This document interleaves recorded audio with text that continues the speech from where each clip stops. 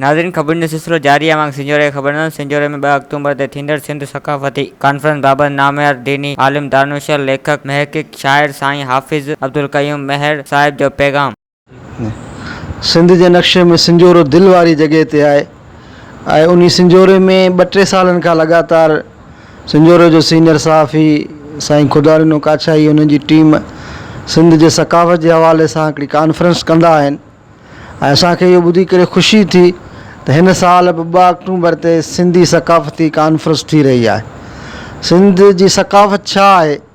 सकाफ़त जी त का जामे माने तारीफ़ कोन्हे, पर सॼी दुनिया जे अंदरि सकाफ़त सुञाती वञे थी त उन इलाइक़े जूं रीतूं रस्मूं, तौर तरीक़ा, अख़लाक़ी क़दुरु, तहज़ीब, रहणी कहणी, लिबास।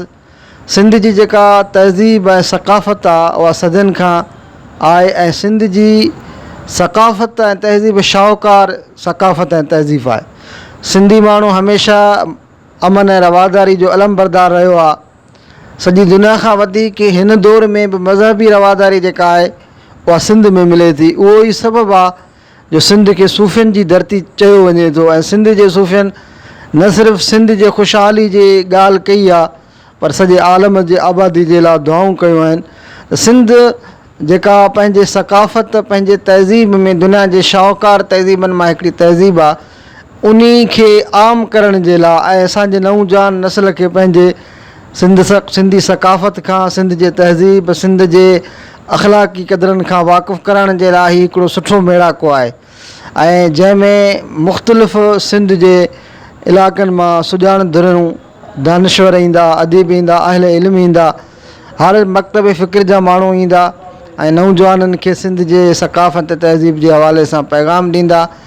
ऐं उन हवाले सां फ़नून लतीफ़ा जेको आहे उहे उन में काफ़ी अहिड़ियूं शयूं आहिनि जेके ख़ासि सिंध जी ईजाद आहे।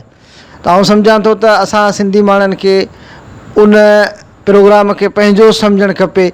सिंधियत जे नाते ते, सिंध जे नाते ते भरपूर नमूने सां उन में शिरकत कजे ऐं उनखे कामयाबु कजे।